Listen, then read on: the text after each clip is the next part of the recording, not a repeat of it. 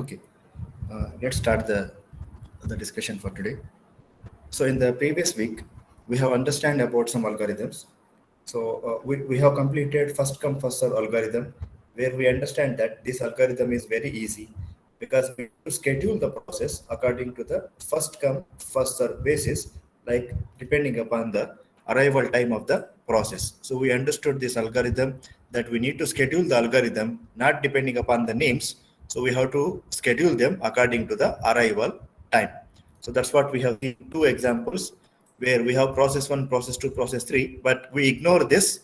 We consider only the arrival time because it is first come, first serve algorithm, and we understand how to calculate the turnaround time, how to calculate the waiting time.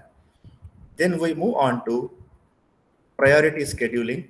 In priority scheduling, we schedule the jobs based upon the priority. So what is priority? For every process, there is a priority defined that you need to schedule according to a particular priority. And in our examples, what is priority? Priority is represented by numbers, with low numbers being highest priority. So we discussed in the previous class, if you have a small number like 1, it is of having highest priority, 2 is the next priority, 3 is the next priority. Like this is the highest one. The small number, the small number being the highest priority. So that's what we need to keep in mind. And in this model, in this algorithm, there are two models. One is preemptive priority, non-preemptive priority. So what is non-preemptive priority? Once the process starts execution, we cannot stop it. So we cannot stop it. So if you understand this example here, P1, P2, P3, P4. So this is non-preemptive. Once the process started, like according to the priority, we have started process 2 first, then process 1 first, then process 4 according to the priority, and then it is going to be process 3. We understand this algorithm. This is easy algorithm because according to the priority, we need to schedule the jobs. It is non-preemptive. But the problem comes when it is preemptive. When it is preemptive. So this is important algorithm to remember because as I told you that this may confuse you little bit. And I told you the explanation in the previous class. Why do we need to schedule process 1 first? Because I told you if we look at the priority, process 2 is having high priority. 0 means high. Then it should be process 3. Then it should be process 1. But if you look at the Gantt chart, process 1 has started first. I explained the reason why we have process 1 first. Because we are actually looking at arrival time 0. I gave you the example. If you remember the hospital example, at 8 o'clock, there is no patient. There is no patient. So we cannot tell to this process that, okay, please wait at 1 millisecond. You are going to get another process which is more important than you. At 2 milliseconds, you are going to get a process more important than you. We cannot do that. When we look at this time at 0 milliseconds, we have only one process, that is process 1. So what we did, we are actually not seeing this part. We don't have anything now from here. We don't have anything here. We have only one process at 0 millisecond. So what we did, we took process 1, we started process 1 because there is no one. There is no one in the system. Only process 1 is in the system at 0 milliseconds. So we started process 1. But what happened after some time at 1 millisecond, we got a new process, that is process 2. Like I told you, you have to imagine like a process queue.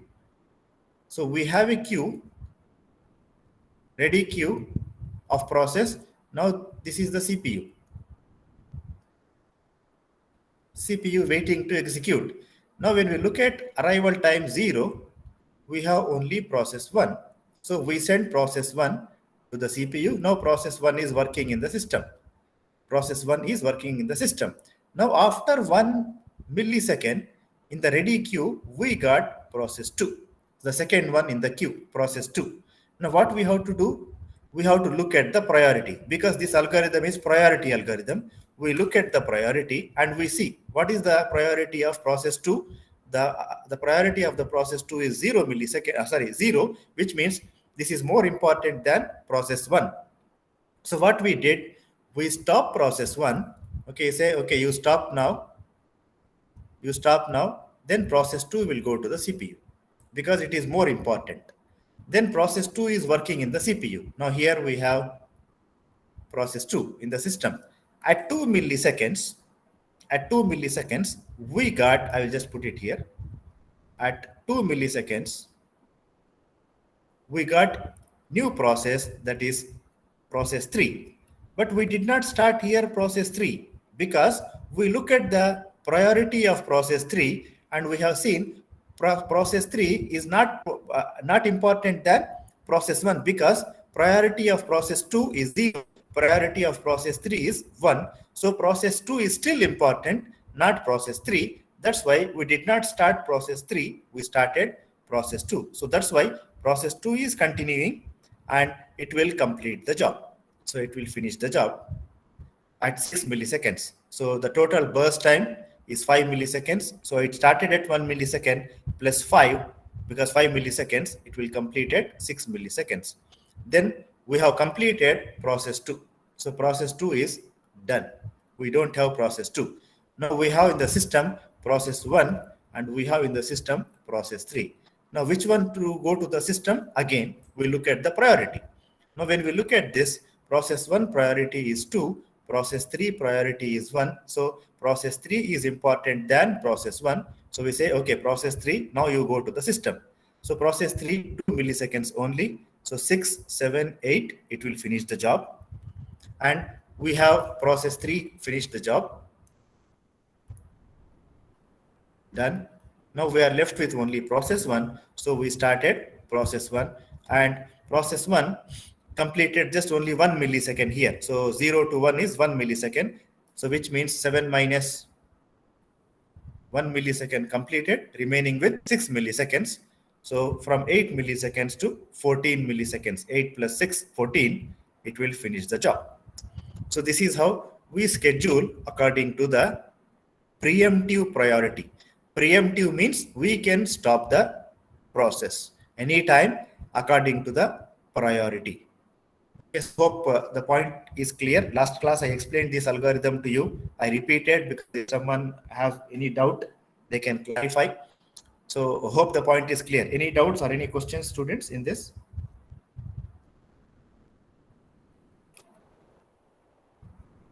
You need to do some examples. Then only. No, sir. Yeah. So now I hope you understand the algorithm, but you need to do some examples. So our lab 3 is on scheduling algorithms. I will send you today. Already in the lecture material, lab 3 is there, the scheduling algorithms. I will send you today again. I want you to complete those exercises and send me answers. Okay, so that I want to know whether you understand or not. As I'm telling you, this activity is optional.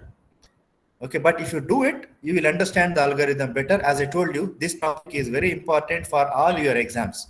So you should be very thorough. You should be very hands-on in these activities because you should know all the algorithms properly. Okay, so let's move on. Okay, one more point I want to make. Lab 1 and lab 2 using the Linux commands. So hopefully in the next class, we'll try to see that because I want to complete the portion for the midterm exam. So we will be having 5 lectures in the midterm exam. So possibly by this week, I will complete those 5 lectures. And next week, when we have the time, we will see about the labs. Okay, but lab 3 is about scheduling algorithms. I will send you today after the class. It's like a homework. Okay, complete and send me the answers. If you did not understand how to do it, you can ask me in the next class. Okay, I will explain that question. If you could not solve it, I will solve it for you in the class. Okay, so that's why do it. I will send you today, do the exercise and send me the answers or check the answers in the next class with me. Okay, so let's move on. I told you about what is starvation and aging. You can listen to the lecture again. Okay, now I introduced you about round robin algorithm. So what is round robin algorithm is, I will just explain again. Last class I explained to you as it's like playing a game. I told you that it's like playing a game. So we will be having ready queue.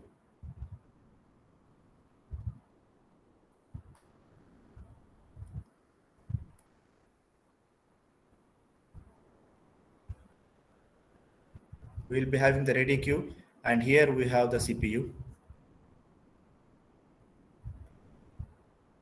Let's pick up CPU. So the process will be like a list. The process will be like a list. And when we say the process like a list, so we have the list of process in the queue, process 1, process 2, process 3, for example. So these are the three processes we have. So let me put an example here. So process 1, let me say 10 milliseconds, process 2, 5 milliseconds, process 3 is like 3 milliseconds. Okay, and when we talk about round robin algorithm, what happens in round robin algorithm is each process, it's not like the priority, or it's not like the first come first serve. What is first come first serve? First come first serve is non-preemptive. What do you mean by non-preemptive? For example, if process 1 is 10 millisecond, it go to the CPU, so we cannot stop this. It has to complete the 10 milliseconds, then only we can take process 2 into the CPU. So that is non-preemptive. And in the priority, we have preemptive, non-preemptive. Okay, so non-preemptive is same like this. First come, first serve, that the process will go, we cannot stop it. But in the non-preemptive, in the preemptive, the process will go, as I told you, the process will go to the CPU until a new process comes in. So for example, process 1 priority, we have seen the example now. Process 1 priority is 3. And then now we got another process, which is process 2. The priority is 2. So this one will go to the CPU. So we stop process 1. Then we got another process, process 3. Priority is again 2. So this will go to the CPU. So we got process 4. Priority is 1. So this will go to CPU. So sometimes what happens, we never get a chance again to run the process 1 into the CPU, because according to the priority, some process will go to the CPU, some process will not go to the CPU, they have to wait. After some time, if there is no process in the system, process 3 will go to the CPU, because there is no process in the system. Okay, but we don't want this kind of treatment. If you look at this, some process going, some process waiting, some process, spending more time for waiting, some process spending less time because the priority is very high. It happens like in the hospital. Sometimes we see some patients, who is having vasta, they will go to the doctor. Some patients, poor, who don't know anyone in the hospital, sometimes they have to wait for a long time. These algorithms are like that. So what we want is, we want everyone to be equal. Hope you are following my point. We want everyone to be equal. So what do you mean by equal? Every process should go to the CPU. What we want? We want every process should go to the CPU, and also we want every process should go to the CPU for limited time, not unlimited time, limited time. So what we do in the round robin algorithm, we set the time quantum.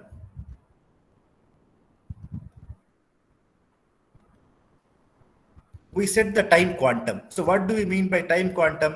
We set some time limit. Like I tell you example for the patients. Okay, we say the time quantum is 10 minutes only.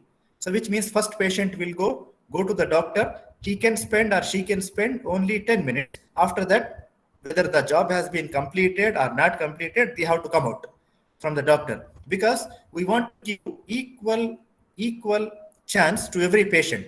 So patient 2 will go to the doctor, then stay there for only 10 minutes. Patient 3 will go to the doctor, stay there for only 10 minutes. Same thing we want to do in the system. We want to run more number of process in the system. So for that reason, we introduce this algorithm round robin. What is the point here in the round robin is, we set the time quantum, and time quantum is few milliseconds. So each process can go to the system for few milliseconds. Example, I want to set the time quantum in this example. I want to set the time quantum 4 milliseconds only. Okay, now let's check how the algorithm is executed. So what happens in the system? First, at 0 milliseconds, let me put the Gantt chart. Okay, at 0 milliseconds, first process will go to the system. first process will go to the system. Okay, process 1. How long process 1 can be in the system? How long process 1 can be in the system? Answer me. How long process 1 can be in the CPU?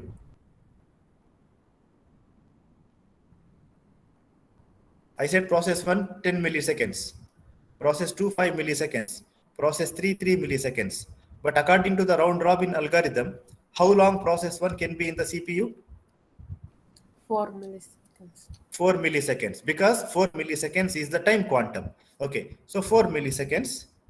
What we need to do at 4 milliseconds? We need to stop process 1. We need to stop process 1 and we'll say, okay, so process 1, your job is over for only 4 milliseconds. Now you go back and stand in the queue. Okay, so what happens to process 1? Process 1 will come back and stand in the queue again because it completed one time. Okay, next what we'll do? We will take process 2. Okay, we need to also note how much time it has completed. Okay, for 10 milliseconds, 4 milliseconds completed, remaining time 6 milliseconds. Okay, now process 2 will go to the CPU. Process 2 can also stay only for 4 milliseconds. Okay, so here 8 milliseconds, process 2 has completed one time quantum, then it will come back and join in the queue. So process 2 completed 4 milliseconds, left with only 1 millisecond. Now process 3 will go to the CPU, will stay for how long? Process 3, it will stay for how long? 3 milliseconds. 3 milliseconds. Okay, the time quantum is 4 milliseconds, but it will not stay for 4 milliseconds because it does not require that much time to complete the job. It needs only 3 milliseconds to complete the job. That's why it will go to the system for 3 milliseconds. 8, 9, 10, 11. Then process 3 is done, completed the job. Now we don't have process 3. Now who is in the queue next? Who is in the queue next? P1. So because P1 completed 4 milliseconds, again it came back and joined in the queue. So that's why we have P1 in the queue. So remaining time 6 milliseconds. So it's going to be there another time quantum up to 15 milliseconds. Then P1 will go back and join in the queue because it is not finished yet. P1 will come back in the queue again. Okay. Now P2 is remaining with only 1 millisecond here. So P1 will P2. Sorry for that. P2 is remaining with only 1 milliseconds because now we are talking about P2 will go again 1 millisecond only. So 16 milliseconds it will complete the job. Okay. Now P2 done. We don't have anyone left with only P1. So completed 4 milliseconds. Now remaining with only 2 milliseconds. So here P1 will go back for only 2 milliseconds. So done. Is that clear, students? Yes, mister. So this is what happens in the round robin. When we use round robin scheduling, what is the advantage is we can run more number of process in the system. That is one advantage, and every process will get a equal chance. It is not like the previous algorithm. Some process is going for long time, some process is going for short time, some process taking more time, some process according to the priority. To avoid all those problems, now the people developed this algorithm, which is a fair algorithm. Every process gets an equal chance to go to the CPU and then complete the job. So hope if you understand this example, now we will just take the example and calculate the waiting time and turnaround time. And I did not take here the arrival times. Okay, so in this example, I did not take the arrival time, thinking that all the process arrive at the same time. So how to calculate the waiting time?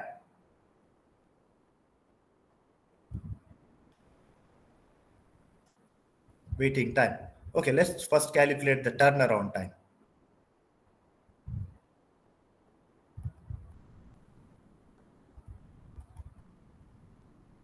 Turnaround process 1, process 2, process 3. So what is turnaround time? the total time process has taken to complete the job. So when process 2 has completed the job, sorry, process 1 has completed the job. When process 1 has completed the job,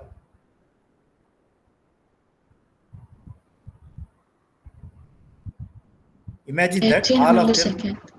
18 milliseconds, all of them came at 0 milliseconds, but process 1 has completed the job at 18 milliseconds. So that is the turnaround time. In the normal system, what we do, we say minus arrival time. But in this question, there is no arrival time. So that's why no minus arrival time.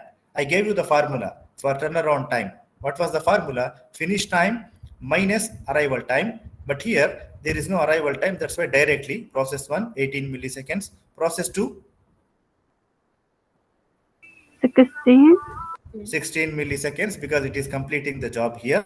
Process 3 completing the job at 11. 11 milliseconds. So this is the turnaround time. We make the total divided by 3 to get the average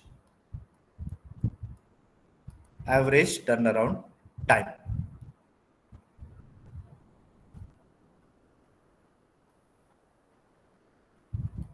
So 55 divided by 3 is the answer for the turnaround time. Is that clear, students? Yes, Mr.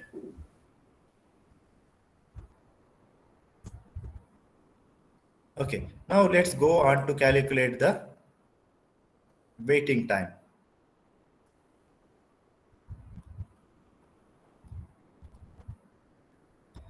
Waiting time. Okay, so I want to give you an easy formula here for calculating the waiting time. If you look at this, the waiting time is little bit trickish here because process one,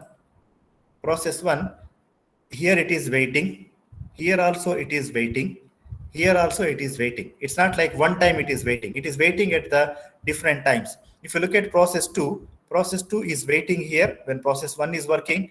Process 2 is waiting here when process 3 is working. Process 2 is waiting again when process 1 is working. So this is little bit trickish to calculate the waiting time, but I want to give you a easy formula. So first what you do is calculate the turnaround time. Okay, calculate the turnaround time because this is the total time it has taken to complete the job minus the burst time, the time for the process. Like process 1 10 milliseconds, process 2 5 milliseconds, process 3 3 milliseconds. So just you subtract. So in round robin, this is going to make your job easy. So how to calculate the waiting time in the round robin? Is turnaround time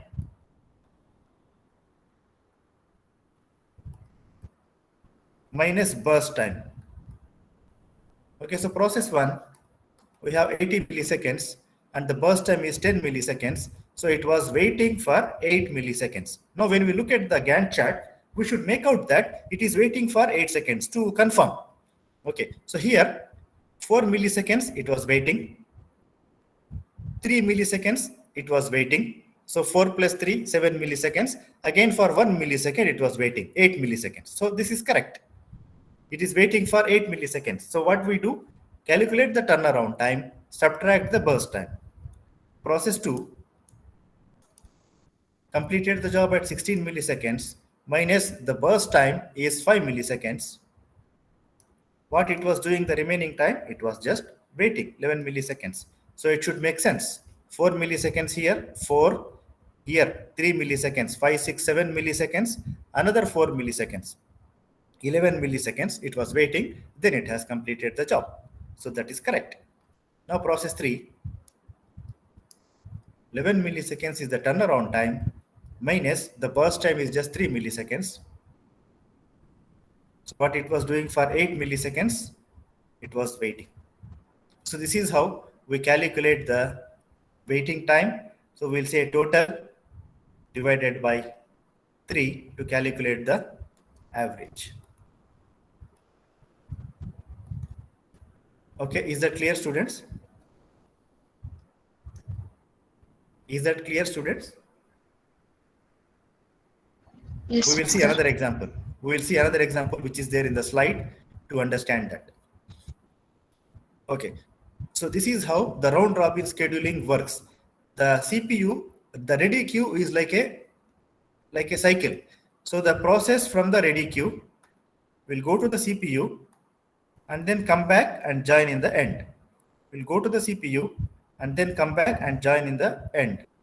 We'll go to the CPU, come back and join in the end. So this is how it's a cycle, rotating around until the process has been completed. So in the CPU, how long they can stay according to one time quantum. Okay, now let's go back to the slides. Okay, now let's check this. Similar kind of example, you should understand it now. So we have the time quantum 4, again same time quantum 4. Process 1, process 2, process 3, they all came at 0 milliseconds. So arrival time is 0 for all. So here what will happen, process 1 will start first for 4 milliseconds, then it will stop.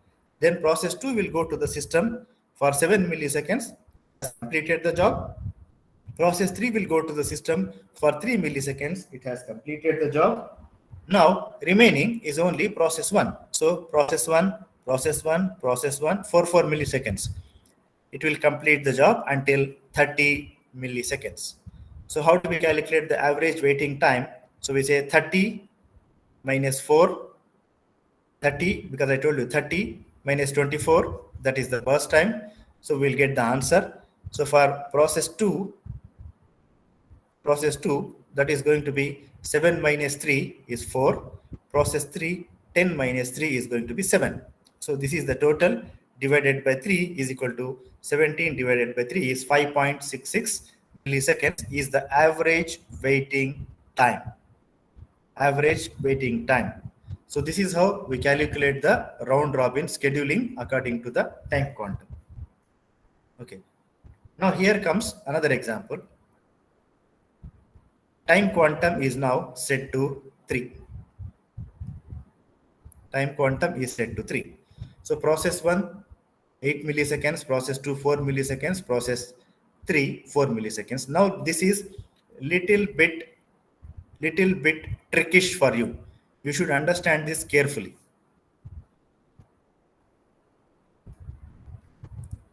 Okay, so let me put it here so that you can understand it easily. We start with process 1. Students, pay attention. This is little bit trickish. This looks simple, but this looks bit complicated. So you should understand it very well. Okay, so as we see time, the arrival time first, because in the previous example, we don't have arrival time. That's why it was easy. Process 1, process 2, process 3, one after the other. But here we have arrival time. We should be very careful. Okay, so let's say we have process 1 starting at 0 milliseconds. How long the process can be in the system is 3 milliseconds only. So here 3 milliseconds, 3 milliseconds. I will put the queue also. Okay, so I will put the queue. So this is the queue. I will use the same technique. Okay, so CPU. Now at 0 milliseconds, process 1 is in the system. Process 1 went to the CPU. Okay, so process 1 completed the job at 3 milliseconds, but at 1 millisecond here, process 2 came into the queue. Sorry, process 2 came into the queue. When it came, I will put the timing also. 0 milliseconds, process 1 was in the system. At 1 millisecond,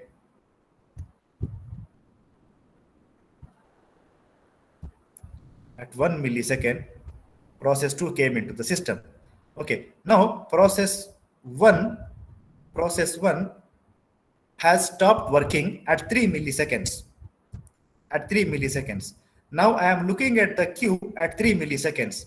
Do we have process 3 in the queue now? Look at carefully and tell me. Do we have process 3 in the queue now at 3 milliseconds? No. No. Why? Because process 3 is coming to the queue at 4 milliseconds, which means now there is no P3 in the queue. Now we have process 1, process 2 only. Imagine that this is a time. Okay, 0 milliseconds, 1 millisecond, 2 milliseconds, 3 milliseconds. Now, when it comes to 4 milliseconds, we are getting process 3. But now, when we look at 3 milliseconds, we don't have any other process in the queue except process 2. So in the queue, we have process 1 and process 2 only. So what happens now? Process 1 stops executing and it will come back and join the queue. Process 1, because still process 3 is not in the queue. Process 3 is coming at 4 milliseconds, but now we are talking about 3 milliseconds only. So that's why process 3 is now inside the queue. Okay, so what happens here? Process 1 completed 3 milliseconds, remaining with 5 milliseconds. Okay, so who is next? Process 2 is next. Now, when process 2 started working, understand now, when process 2 started working at 4 milliseconds, we got process 3 in the system. So that's why here it is going to be process 3. Are we clear, students, about this? Yes. Okay, so be careful. Be careful when you look at the time. So when we started at 0 milliseconds, it was only process 1. So we started process 1. In the queue, it was only process 1. Then when we move on to 3 milliseconds to stop process 1, we have seen in the queue, there is a new process called process 2 is waiting to go. So that's why we put process 2 here and we say process 1, okay, you go back and join the queue. So process 1 is waiting here. When process 2 started working, at 4 milliseconds, we got process 3 inside the queue. Okay, so that is how we are continuing now. So process 2 will finish the job at 6 milliseconds because time quantum is 3. So 4 milliseconds minus 3 milliseconds, remaining time 1 millisecond. Now when we look at the queue, we have process 1 in the system next. So process 1 will go to the CPU again. Process 1 will go to the CPU. Okay, so we stop process 2. So process 2 will go back and join the queue. So this is going to be process 2. So what we did, we stop process 2. It came back to the queue and we say, okay, process 1, you are the next one, go to the CPU. So process 1 came here, process 2 came to the end of the queue. Okay, another 3 milliseconds, 9 milliseconds, process 1 will stop. So 5 milliseconds minus 3 milliseconds, remaining with 2 milliseconds. Then we look at the queue. We have here in the queue process 3. So which means now there is a turn for the process 3 to go, process 1 to come to the end of the queue. So process 1, you go to the end of the queue. Process 3, you go to the CPU. Process 3 will go to the CPU for 3 milliseconds. That means 12 milliseconds. Okay, so minus 3, that's going to be left with 1 millisecond. Okay, now process 3, you come out of the CPU, go to the end of the queue. So I think here I should put process 1. Then we have to say, okay, process 3, you go to the end. Now who is next in the queue? Process 2. So process 2 is left with only 1 millisecond. So it will finish the job. Now process 2 is done, finished. Okay, so process 2 done. Now in the queue, we have process 1. Process 1 left with 2 milliseconds. 15 milliseconds. Now process 1 is also done. Now we are left with process 3 with 1 millisecond. Process 3, 16 milliseconds. Process 3 is now done. Is that clear now? Is that clear?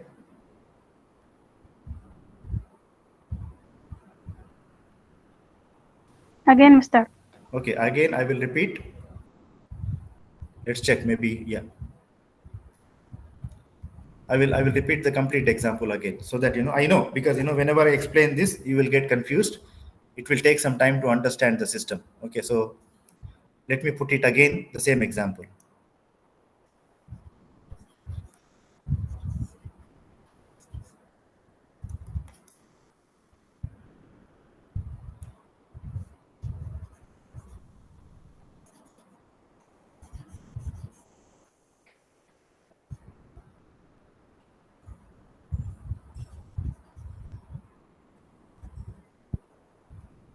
Okay, so let's start again.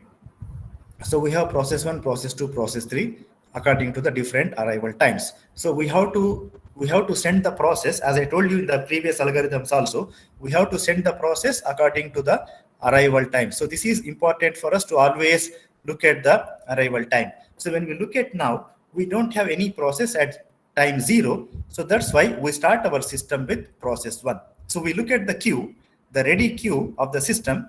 So the ready queue is like a, the process waiting to go to the CPU. So in the queue, we have now at time 0, we have only process 1, no other process. Now we are at this time at 0 milliseconds, we have only one process in the system. Now what we did, okay, so process 1, now imagine this is a CPU, process 1, you go to the CPU and process 1 will be working in the CPU. For how long it will work according to the algorithm is only for one time quantum, that is only for 3 milliseconds it can work in the system. So now we'll say this is the Gantt chart. We start at 0 milliseconds. We say process 1, you are the first one. You can stay here only for 3 milliseconds. Okay. Process 1 completed the job 3 milliseconds. But when it was working at 1 millisecond, there is another process in the queue, which is process 2, the next one. The next process in the queue, it came at 1 millisecond. I am the next process, it came at 1 millisecond. Okay, so which means somewhere I will write it down. Somewhere here at 1 millisecond, we got now process 2. But we are not going to do anything. We have to wait for 3 milliseconds to complete. After 3 milliseconds have been completed, we say process 2, process 1, you completed your job. You go to the end of the queue. Now the process 2 will go to the system. Okay, so here what we did, we remove process 1. We say process 1, you go to the end of the queue. And process 2, you go to the CPU. Now process 2 is working. So when we look at 3 milliseconds, when process 1 has completed the job, process 3 is still not there in the system. Process 3 is coming later on at 4 milliseconds, which means somewhere later here at 4 milliseconds. Imagine, I will just put the time. Okay, 1 millisecond, 2 milliseconds, 3 milliseconds, 4 milliseconds. Here we are getting a new process called process 3, but now we are talking about 3 milliseconds. At 3 milliseconds, we don't have process 3 in the queue. That's why we said process 1, you are the next one. So process 1, you are the next one. It will come back to join the queue because there is no one here. So according to this, process 2 has started the job. Okay, so 4 milliseconds, 5 milliseconds, 6 milliseconds, process 2 has completed the job. Now process 2 should come from this and go back to the end of the queue. But at 4 milliseconds in the queue, when the process 2 was working, process 3 came and joined the queue at 4 milliseconds. Okay, so now what will happen to process 2? Process 2 is going to be the next one. So process 2 will come and join the queue. Now when we look at this ready queue, we have the next one as process 1, because process 1 completed for 3 milliseconds, process 2 completed for 3 milliseconds. Now the next one is process 1. So process 1 will go to the system for another 3 milliseconds. After that, it will come back and join the queue here. Process 1. So according to the queue, the next one is process 3. So process 3 will go to the CPU and it will come back and join the queue. So process 3 will be here. Then according to the queue, process 2 will go to the system and process 2 will not come back because already it has completed the job. First time it has completed 3 milliseconds. Now it is left with only 1 millisecond. It will complete here 1 millisecond and then it will finish the job. So process 3, 10 milliseconds. 9 milliseconds, 12 milliseconds, 13 milliseconds. The job is done. Process 2 finished the job. So according to the queue, after process 2, it is going to be process 1. So process 1 will go to the system, will come back and join the queue. So likewise, the last one is process 3. Process 3 will go and complete the job. So 3, 15, then it's going to be just 1 millisecond, 60. So the job of the process 3 will complete. So what you need to be careful here is, when the process has come into the queue, always you have to draw like this, and you have to look at the queue. Who is the next one? Who is the next one? Who is the next one? Who is the next one? According to that, you are going to send the process to the system one after the other once the time quantum has been completed. Is that clear now? Yes. Yes, Mister. Okay. You need to do some examples. Then only you get the concept clear. Because when you try your own examples, you will get some doubts, you will get some questions. That's why, as I told you, I will send you some questions today. You will just try to solve them and try to answer them. If you get any questions or any doubts, you can ask me in the next class. So that's how, if you can see, process 1 will stay for 3 milliseconds. Now here we get process 2. Then we have why process 1 again. That's the reason. Why process 1 again? Because normally what we think, process 1, process 2, process 3, process 1, process 2, process 3. Like I gave you this example. Process 1, process 2. Again, why process 1 here? If you look at the first example, if you look at this example, process 1, process 2, process 3, then process 1, process 2, process 3 kind of thing. But here it is not like that. Why we have process 1, process 2, again process 1? Because when we stop the process at 3 milliseconds, here, still process 3 was not in the queue. That's why process 1 is the next one in the queue. So that is the reason why process 1 is coming again. Then why process 3? Because we have shown after process 1, when process 2 was working, process 3 came inside the queue. So that's why it is process 3 next. After that, process 2, process 1, process 3. So hope you understand that. Watch my point again if you want to repeat that. Okay, so anyway, you have the recordings. I'm sending the recordings. Watch it again. If you have any questions, you can ask me in the next class. So that is the round robin scheduling. Now what they say here, in round robin scheduling, the time quantum is very important.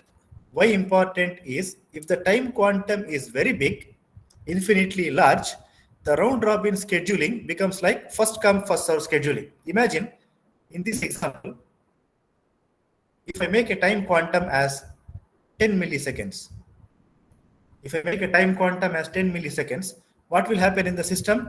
Process 1 will go first, it will complete, because just only 8 milliseconds, it will complete, then process 2 will go to the system, then process 3 will go to the system. So what is the point they are telling? If the time quantum is set very big, infinitely large, the round robin scheduling will become or reduces to first come first serve scheduling. If the time quantum is said to be very small, we can talk of process sharing. Okay, so what do you mean by process sharing here? You know, imagine I want to tell you one general example. Like I asked you a question in the last class. Okay, so what is our class duration, students? What is our class duration? 2 hours, right? 2 hours. 2 hours. Okay, imagine that you are inside the college. You are in the college, and I told you this example if you remember last class. So for me, it is 2 hours. And when I complete the class, for the other teacher to start the class, we need some time in between. For example, I stop the class. Imagine my class is at 10 o'clock. Okay, and I finish the class at 11. Sorry, my class is at 10 o'clock. I finish the class at 11:50. 11:50. Then the next teacher will start the class at 12 o'clock. If I leave the class exactly at 12, can the teacher start the class at 12? The next teacher? I asked you this question last class, remember? No, because we need some time in between. Because my students should go out of the class. The new student should come inside the class. We need some time here. Maybe 10 minutes. 10 minutes. We need some time, maybe 10-15 minutes. So what happens here is, if I put the class time, if I put the class time 30 minutes, if I put the class time 30 minutes, do you think it is enough for the teaching? Each class 30 minutes, not 2 hours. Is it enough for the teaching? No. No. Why? Because 20 minutes I will be teaching, 10 minutes I'll leave the class because the students has to go out, the new teacher has to come in, which means in 20 minutes I cannot teach. Same point they are telling in the round robin scheduling. If we put the time quantum very small, for example, 2 milliseconds, time quantum, I'm just giving example. Okay, so time quantum 2 milliseconds. Now process 1 is working in the CPU. It has to stop at 2 milliseconds and process 2 has to go to the CPU. So now to change between process 1 and process 2 itself will take 1 millisecond, for example. 1 millisecond, for example. So in the reality, how long the process 1 is working? It's just going to work for 1 millisecond. Like I told you about the class time, 30 minutes only. I'm teaching only 20 minutes because 10 minutes is for the changing between the classrooms. So that's not enough for completing one topic. So for me, at least one topic will take 40 to 50 minutes. So 1 hour or at least 50 minutes, I need to have a teaching so that I can complete one topic. If I put 30 minutes for one teacher, it is not enough.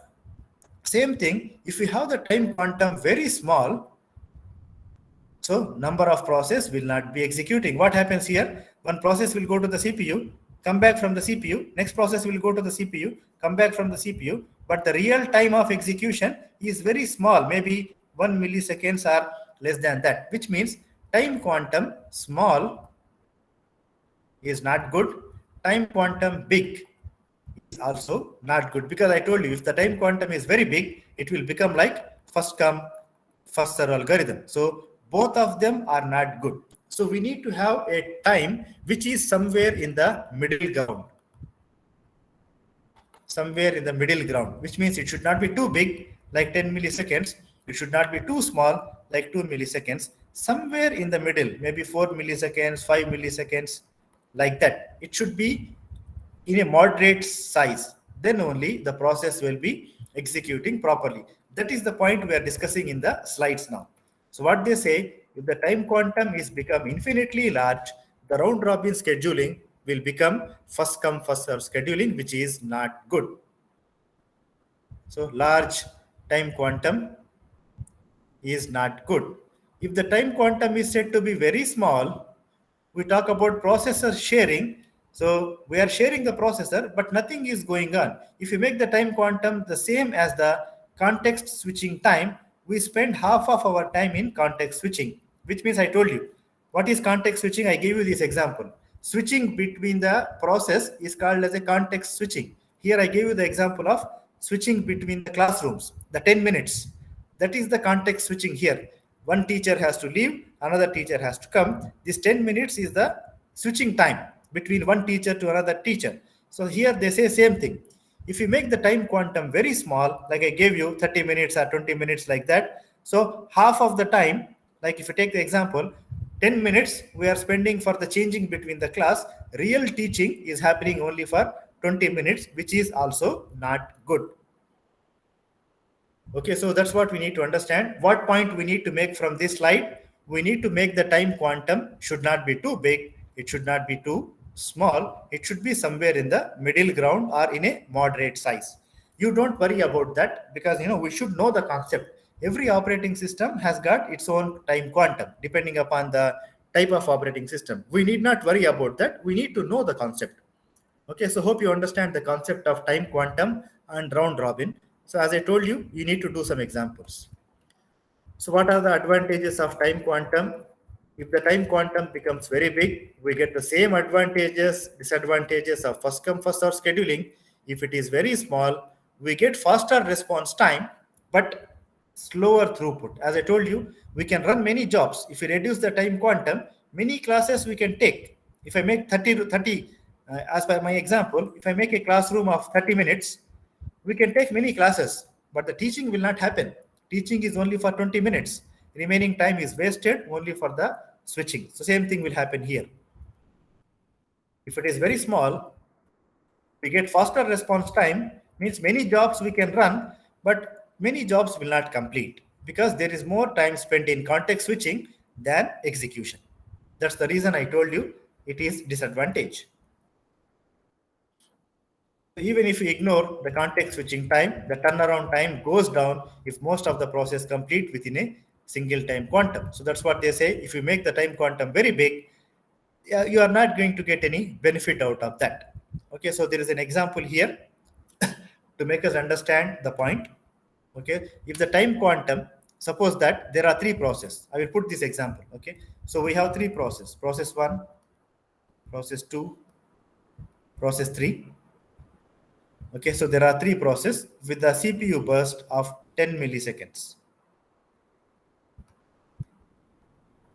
10 milliseconds. If the time quantum is set to 1, okay, now understand, the time quantum is set to 1. What will happen now? So process 1, 1 millisecond, sorry. Then process 2, 1 millisecond. Process 3, 1 millisecond. Again process 1, 1 millisecond. Process 2, 1 millisecond. Like that, process 1, process 2, process 3, process 1, process 2, process 3. Because time quantum, we are making it as 1 millisecond. So what will happen? The total turnaround time is going to be 10, 10, 10. So it's going to be now 30 milliseconds. So finally, 30 milliseconds, because each one 10 of them. So the quantum, the quantum size is 1. The average turnaround time is 29 milliseconds. So why? Because process 1 will finish at 28.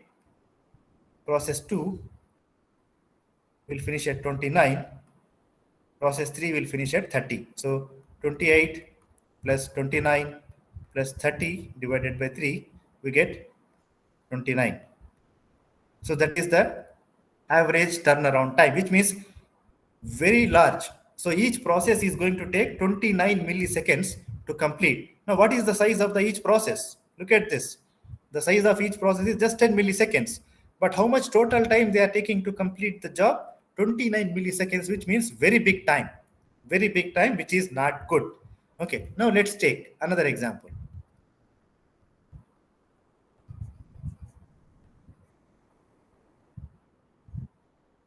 Now what we did here, if the time quantum is 10, so process 1 will go first, 10 milliseconds, it will complete.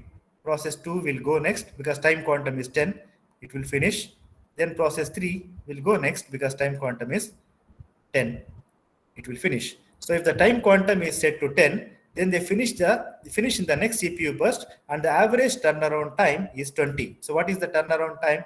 10 plus 20 plus 30. So 60 divided by 3. So that is going to be 20 milliseconds. Look at this. Look at these two numbers. If the time quantum we make it very big, it's going to take 20 milliseconds to complete the job. Average. If I make the time quantum very small, we are switching very fast. Process 1, process 2, process 3. They are going quickly to the system, but it is taking 29 milliseconds to complete the job. If you look at the process, they just have 10 milliseconds, 10 milliseconds, 10 milliseconds. But to complete 10 milliseconds, they have to spend 20 milliseconds in the system. To complete 10 milliseconds, they have to complete 29 milliseconds in the computer. Then only this 10 milliseconds job will be completed. What we understand with this example, we should not put the time quantum very small. We should not put the time quantum very big. We have to put the time quantum somewhere in the middle, maybe 5 milliseconds or 6 milliseconds, like that. Then it is going to be better. I want you to experiment later on and tell me in the next class, if you put the time quantum as 4 or 5, what is the average turnaround time? Tell me in the next class, those who are interested to know. Okay, now I said turnaround time, quantum time is 1 millisecond. We have seen it is taking 20 milliseconds. Time quantum 10 milliseconds. we have seen it is taking 20 milliseconds.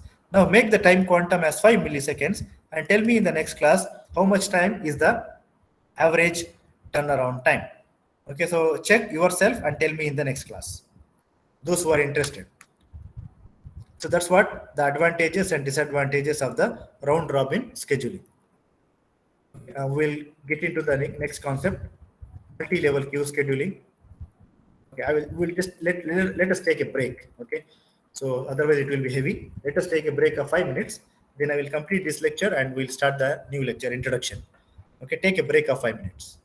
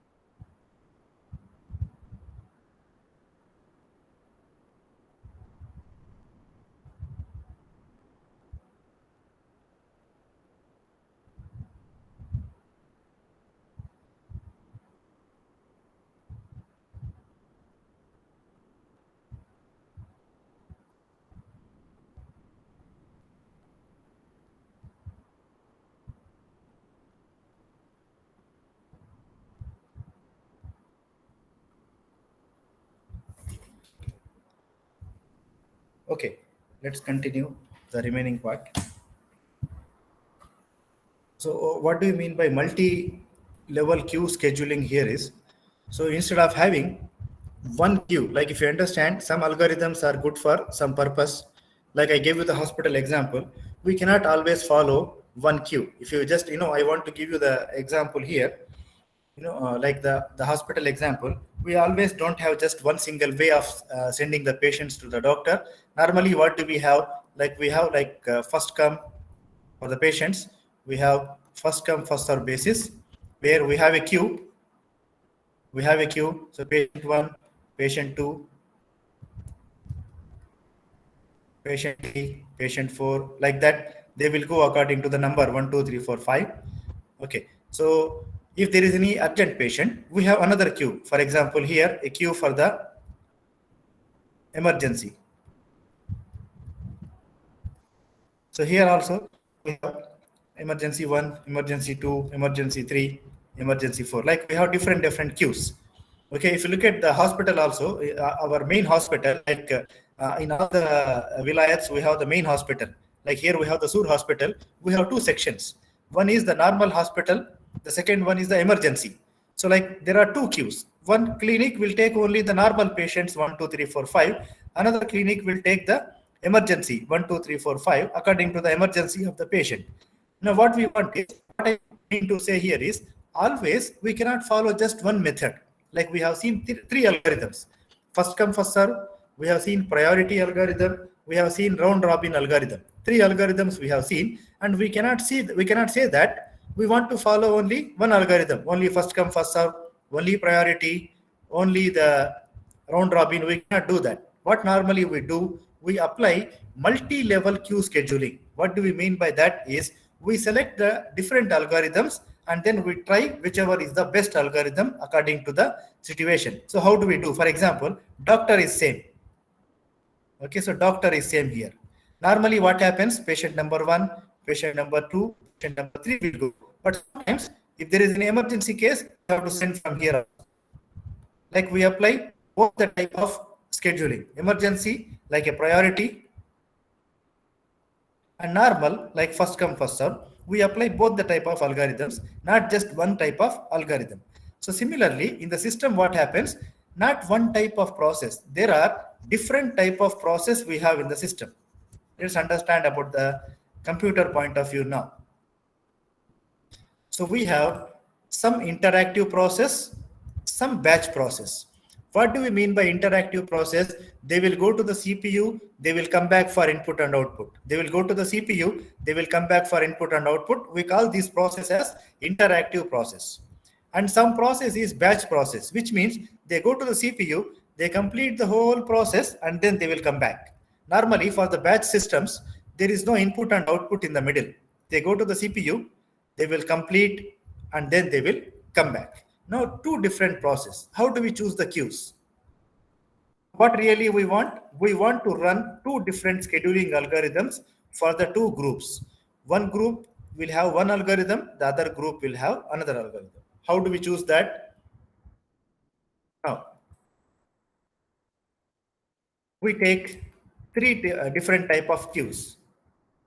Split the ready queue into the number of different queues, each with its own scheduling algorithm.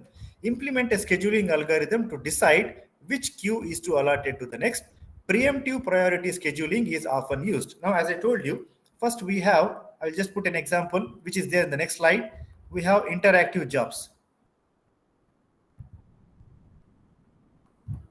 Like I told you, there are two type of process: interactive and batch.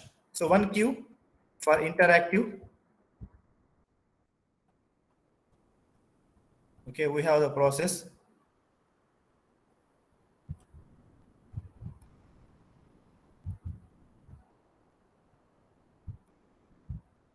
Now we have another queue with batch.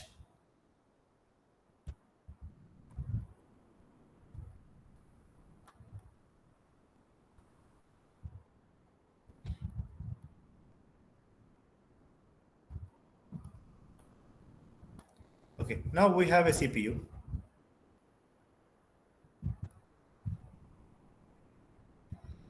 which one should go to the CPU now? If I put all interactive jobs, so one after the other, process 1, process 1, process 2 from here, process 1, process 2, process 3, they will be going. But what I want is actually, I want to run these two queues and I want to choose the jobs which is important from here and send to the CPU. So what I do here, I have another algorithm. So one algorithm, for example, here I put another algorithm, another queue, which is now exactly going to the CPU. Now what I do here, there is a scheduling algorithm, and what they are telling, we need to choose preemptive priority. Preemptive priority. So what do you mean by preemptive priority? We have seen. So for every job, there will be a priority number. Okay, and this priority is going to be the number which will decide which process will go to the CPU. And since it is a preemptive job, we can stop the process at any time. So what we do now, suppose we choose process 1 with priority 1 or say priority 2. So we say, okay, you are the next one, you go to the CPU. Okay, so we need to have an algorithm to choose between these two. Okay, this is preemptive priority. So this algorithm will decide which process will go to the CPU. So it will look at the priority here. Okay, 2, you go to the CPU. Now we have a process here, priority 1. So it will choose from here. Okay, now process 1 from this queue will go to the CPU. Now it will look at here and here, whichever is important process. So suppose this is priority 2, this is priority 3. So it will go to the CPU. So first of all, we have one queue here to decide who is the next one. We have one queue here to decide who is the next one. And here will be another queue which will decide from these two queues which one will go to the CPU, whether from here or from here. So that is what is called as multi-level queue scheduling, because it's not one level. We have one level here, we have the second level here. In one level, we have some type of jobs, we have another level, we have different type of jobs. And from these two, which one will go to the CPU, depending upon the algorithm here, will choose whether this one or this one. Okay, so that is what we need to understand, multi-level scheduling. So what we are doing, split the ready queue into number of different queues, each with its own scheduling algorithm. So we did that, Q1, Q2. For example, interactive jobs, we say round robin.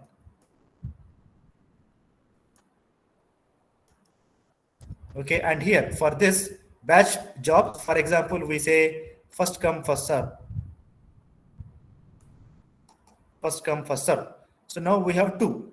So process 1 or process 2, process 3, process 4, which one will go? According to this algorithm, we have the queue here, queue number 1. And we have another queue with the round robin, which job will go? Process 1, we have seen already. Process 2 or process 3, we have now queue number 2. Now, which job will go from Q1 and Q2? We need to decide, which is here with another algorithm, that is preemptive priority. So it will choose the job should go from here or should here. How? Depending upon the priority of the job. Okay, so if process 1 has completed, who is the next one according to this job? It is process 2. But we look at the priority, and if a process 1 completed here, we look at the priority. Depending upon the priority, this algorithm here, which is preemptive priority, will choose from these two queues which one will go to the CPU next. So that's why we have now different levels of scheduling. That is called as multi-level queue scheduling. So see this. So we have system process, we have interactive process, we have batch process. Now, depending upon the priority, low priority to high priority, depending upon the priority, the system, the job will go to the CPU. So I put in another way, you can understand it. So this is what is the example, Q1, Q2, Q3. Depending upon the priority, the job from these queues will go to the system. For each queue, there will be its own algorithm. So let's say here it is first come, first serve algorithm. Here may be priority algorithm. Here may be round robin algorithm. Now, which one will go to the CPU? is decided by the priority. So high priority to low priority. Okay, depending upon the type of the system we choose. This is called as round robin multi-level queue scheduling. Hope you understand the point. Okay, and there are some commands here. We will practice these commands all together at one time. So this command will change the priority of the process. If you look at this, the priority of the process is 19, but when you say 10, the priority will be changed. Okay, so this is just a command. All these commands we'll practice all together, hopefully maybe this week or maybe next week, depending upon how I progress the lecture. We'll see how it is going to be executed. Okay, so just keep aside, we'll practice the commands later on. We have seen many system calls in lecture 2 also, so all of them all together we will practice one time. Lab 1, lab 2, and these examples I will show all together one time. Okay, so that's the end of this lecture. We will start the next lecture or next class.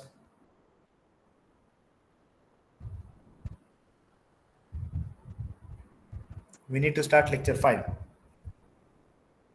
Shall we start it today or in the next class? Next class. Okay, so as I said, these lectures are a little bit heavy, especially lecture 4, lecture 5, lecture 6. As I told you, very important lectures and very heavy lectures to understand. You need to do some practice. I will send you today the scheduling algorithms, try to practice it. And next class, when we come back on Thursday, so you should tell me how you have completed them. Okay. Regarding the midterm exam, we are planning midterm exam in week 8, possibly. Still not decided. Today I will decide and tell you. Possibly it will be in week 8 on Thursday. Remember that, week 8, Thursday. This is week 6, week 7, week 8. That is on 11th of November. 11th of November on Thursday. No, Mr. No, Why? not on 11. I have Why? midterm. Midterm. Which midterm? Which midterm? Research method. Research method. Research Research- method. Research method. Okay, I'll check about that and I will get back to you. Okay, so we'll Okay, check sir. about that. Yeah. Okay, so but prepare. So we have 5 lectures for the midterm exam. I need to complete lecture number 5 and then we'll have the midterm exam. So prepare well. And okay, that's fine. I will check with the other teacher and I will inform you. Okay, so we'll stop with that for today. So next class when we come back, we'll start our new lecture. But remember, practice the scheduling algorithms, which I'm going to send it today.